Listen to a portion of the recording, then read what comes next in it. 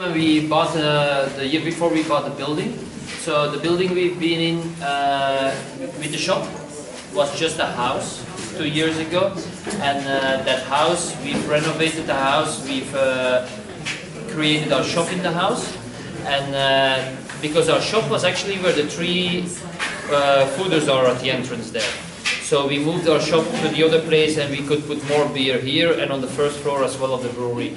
But we bought that house not to make our shop, we bought that house because it has a building ground behind the brewery. And thanks to that, in the future we will, if needed, put another building, a small building behind the brewery, where we can store more fooders, up to 2,000-3,000 hectoliters of Lambic on wooden barrels. And that would mean that we can reach the capacity that we desire in growth and sustainability of the brewery on this location. So that's this was a strategic investment. We did not know what to do with the building, and once we bought it, we decided, okay, let's put our shop in there.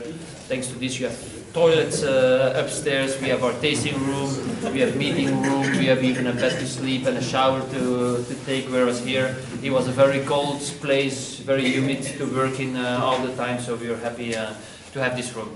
Now,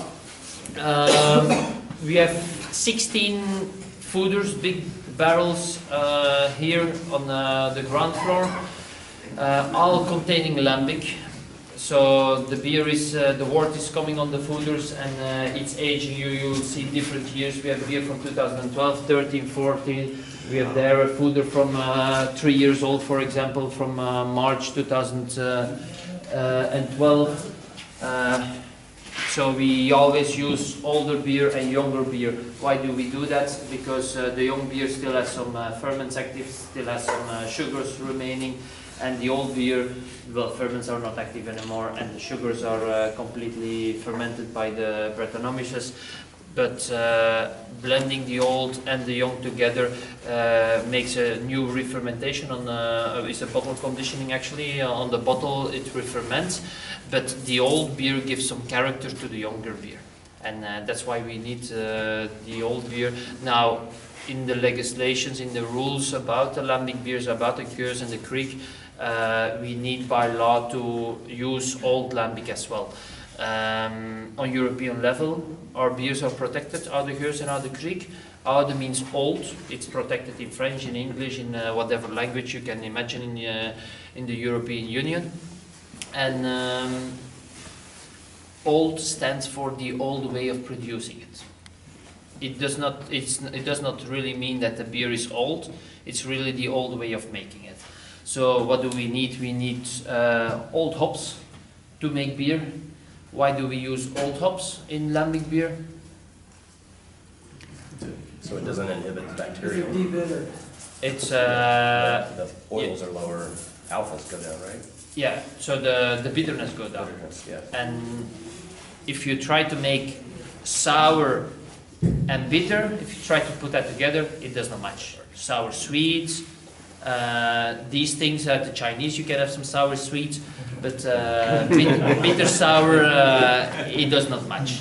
Coca-Cola is sour sweet as well, but bitter and sour, just a little bit of bitterness is fine, but you can find in our Lambics as well, but too much bitterness and sourness together, I don't think a sour IPA, I don't think that's a good idea. You can try. Let me know if you find a good balance. So we use old hops, we use wheat, we use unmalted wheat. By law we need to use at least 30% of unmalted wheat. It's between 30 and 40% that unmalted wheat is used in Lambic breweries, and the rest is barley malt that is used. So a very strange thing as well is the boiling process, because we boil for about 4 hours with Lambic, whereas in regular breweries it's between 1 hour and 1 hour and a half.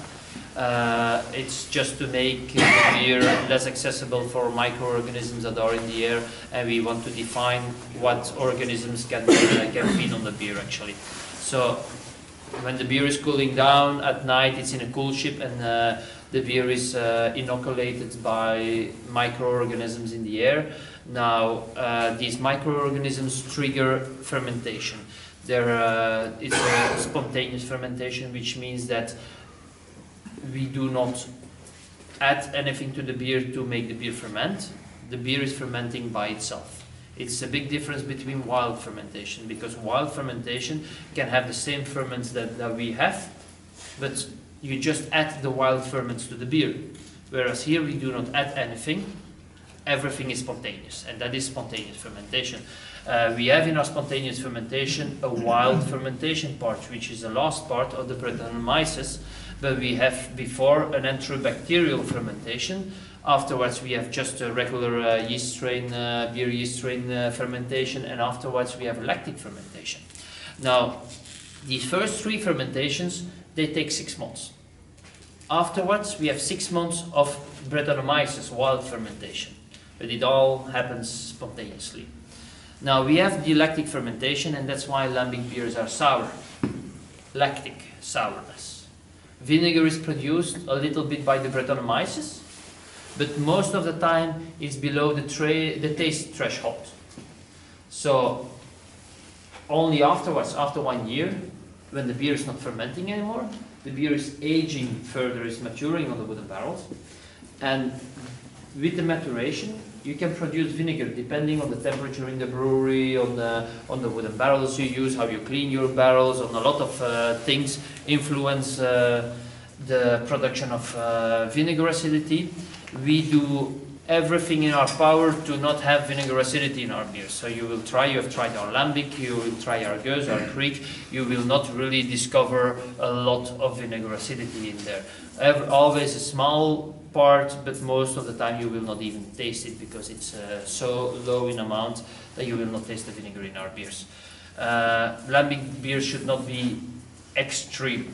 Lambic beer should be there should be a lot of flavor in there, there should be nice balanced sourness in there, but it should not be vinegar. There can be vinegar in there, but we've agreed with all oral producers a year ago when we were on the meeting that lambic beers up to a certain point, a certain level, can have vinegar acidity, but they should not just be vinegar. It should be something else. So, based on Lambic, what do we make here? We make our Geuze, which is the blend of different years of Lambic re-fermented on bottle, and we make our Kriek as well. And a Kriek is actually the same process we use Lambic, where we add cherries on there. Cherry, Kriek in Dutch means sour cherry. It doesn't mean cherry, it means sour cherry, because we have another word, kers, which stands for sweet cherry. So we have 2 words. So if we talk about Kriek, we talk about sour cherry. We talk about beer that is sour, because with sour cherries you cannot make sweet beer. You should make sour beer with sour cherries. So we add these cherries on the Lambic with the skin, the pit, everything, and the cherries ferment in the Lambic first. After 3 to 6 months, we take out the Lambic, leave the skin and the pit in there, and then blend it with some other Lambic, re-ferment some bottle, and then we have another Kriek. So these are the 2 most traditional beers, besides the Lambic, of course, that we produce here.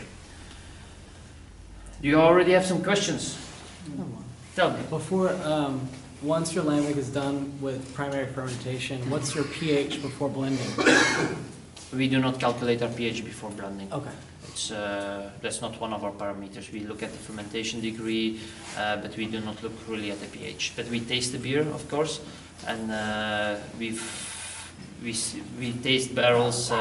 We blend barrels with more lactic acidity and barrels with less lactic acidity, but it's not the acidity that is. We're not basing our blend on acidity unless we have vinegar in a barrel. Then if we have that, and if it's too much, we just throw the beer away. But we have only done that once, because normally we do not have vinegar on our barrels.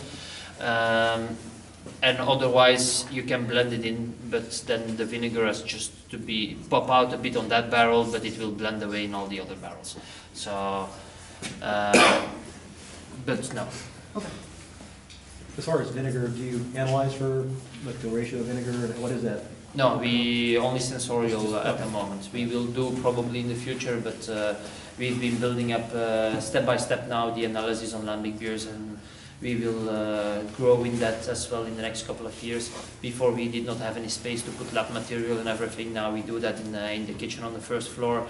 We created our space to have some lab equipment and everything. So with the studies that we're doing at the moment, we're doing some research studies, as I said, and together with that we will start purchasing more lab material and analyze more and more. But that means you need more people to work for you as well, because it takes a lot of time to take samples, do analysis and everything. So. How are you cleaning?